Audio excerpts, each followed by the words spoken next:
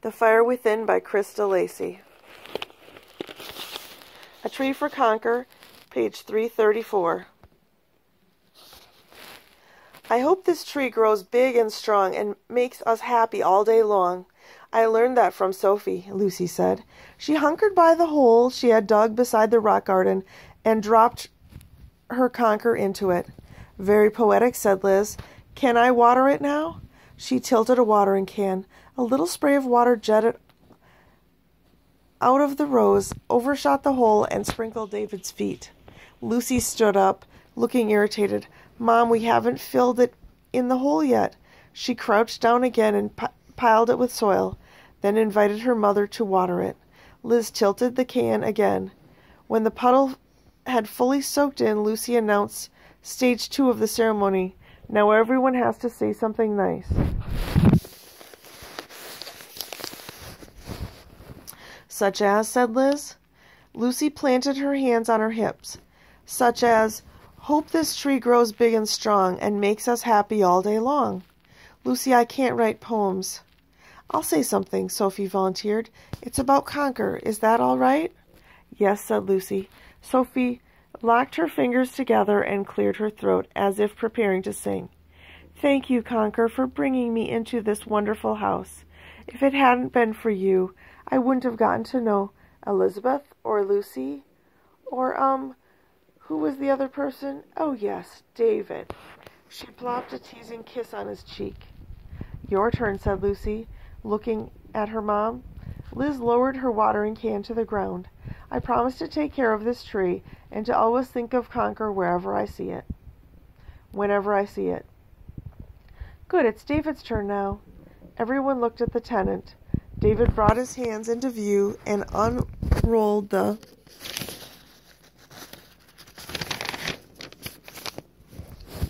paper he'd taken from his printer. I'd like to say something for all the squirrels. This is the end of Snigger and the Nut Beast. Second draft, specially rewritten. He lifted an eyebrow at Lucy. She looked at her mom, who pressed a finger to her lips.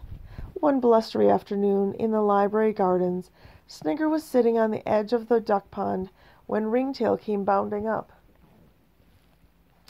Have you heard the news? Ringtail puffed. Cherry Lee's going to have Conker's drailings. Snigger sat up in surprise. I thought Birchwood was chasing Cherry Lee. Ringtail kicked a flea from behind his ear. He was until Conker came. Then he got all soppy and let Conker chase her around instead. Except that Conker couldn't chase her with his funny eye, so she let him catch up to her. Snigger cleared a knot of mud from his claws and spat it grumpily into the ground. Pfft, she never lets me catch her.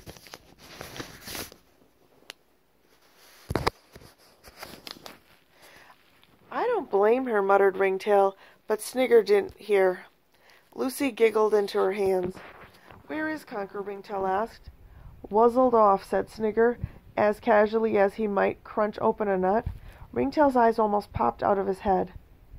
We were digging in the flowers near his tree, said Snigger, when he jumped onto the grass, looked up at the library with his not-so-good eye, yawned a bit, said he loved it here, and that he'd never been happier since he met me. He must have chewed a bad nut, muttered Ringtail. Then he stretched out and wuzzled right off. Oh, dear, I'm going to cry, sniffled Liz, fiddling in her pocket for a tissue. Lucy slipped her hand into David's. What happened next? David flicked his eyes back over the page.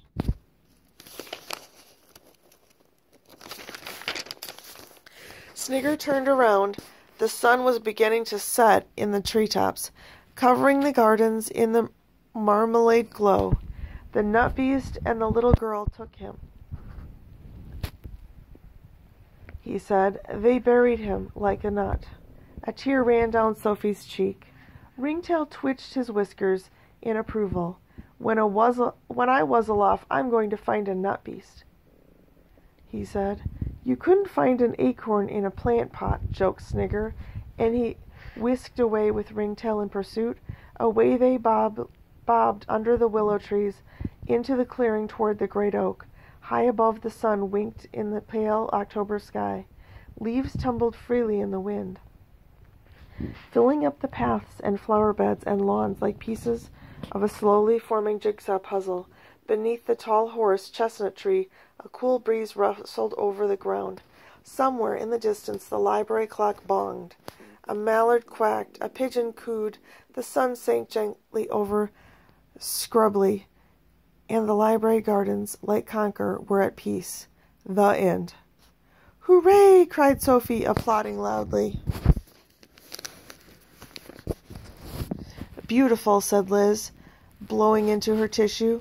Lucy, still holding David's hand, swung it gratefully back and forth.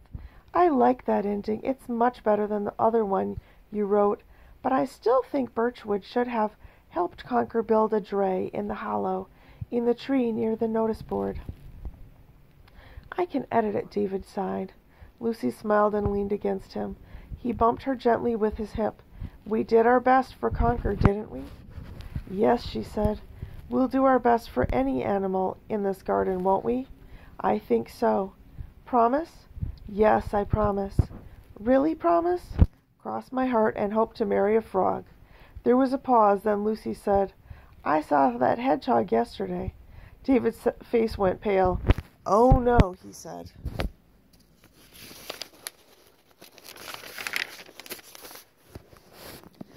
But long before the words were out of his mouth, he was glancing back at the bedroom window. Spiky. Gadzooks jotted down on his pad, and what's more, he underlined it twice. The end.